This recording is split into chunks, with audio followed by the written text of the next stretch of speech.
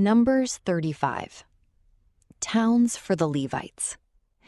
On the plains of Moab, by the Jordan, across from Jericho, the Lord said to Moses, "Command the Israelites to give the Levites towns to live in from the inheritance the Israelites will possess, and give them pasture lands around the towns. Then they will have towns to live in and pasture lands for the cattle they own and all their other animals. The pasture lands around the towns that you give the Levites will extend 1,000 cubits from the town wall. Outside the town, measure 2,000 cubits on the east side, 2,000 on the south side, 2,000 on the west, and 2,000 on the north, with the town in the center. They will have this area as pasture land for the towns." Cities of refuge. 6 of the towns you give the Levites will be cities of refuge, to which a person who has killed someone may flee. In addition, give them 42 other towns. In all, you must give the Levites 48 towns, together with their pasture lands. The towns you give the Levites from the land the Israelites possess are to be given in proportion to the inheritance of each tribe. Take many towns from a tribe that has many, but few from one that has few. Then the Lord said to Moses, "Speak to the Israelites and say to them, 'When you cross the Jordan into Canaan, select some towns to be your cities of refuge, to which a person who has killed someone accidentally may flee. They will be places of refuge from the avenger, so that anyone accused of murder may not die before they stand trial before the assembly. These 6 towns you give will be your cities of refuge.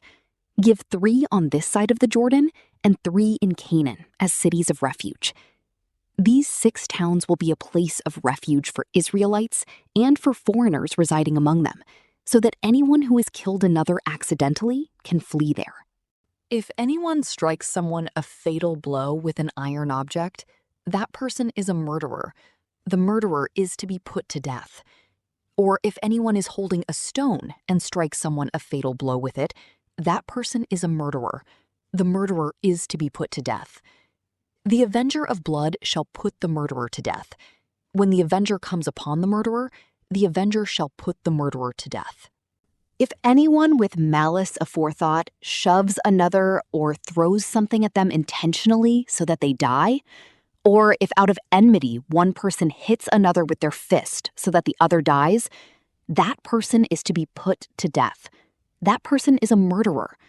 The avenger of blood shall put the murderer to death when they meet. But if without enmity someone suddenly pushes another or throws something at them unintentionally, or without seeing them drops on them a stone heavy enough to kill them, and they die, then since that other person was not an enemy and no harm was intended, the assembly must judge between the accused and the avenger of blood according to these regulations. The assembly must protect the one accused of murder from the avenger of blood and send the accused back to the city of refuge to which they fled. The accused must stay there until the death of the high priest, who was anointed with the holy oil. But if the accused ever goes outside the limits of the city of refuge to which they fled, and the avenger of blood finds them outside the city, the avenger of blood may kill the accused without being guilty of murder. The accused must stay in the city of refuge until the death of the high priest. Only after the death of the high priest may they return to their own property. This is to have the force of law for you throughout the generations to come, wherever you live. Anyone who kills a person is to be put to death as a murderer only on the testimony of witnesses, but no one is to be put to death on the testimony of only one witness. Do not accept a ransom for the life of a murderer who deserves to die. They are to be put to death. Do not accept a ransom for anyone who has fled to a city of refuge, and so allow them to go back and live on their own land before the death of the high priest. Do not pollute the land where you are. Bloodshed pollutes the land, and atonement cannot be made for the land on which blood has been shed, except by the blood of the one who shed it. Do not defile the land where you live and where I dwell, for I, the Lord, dwell among the Israelites.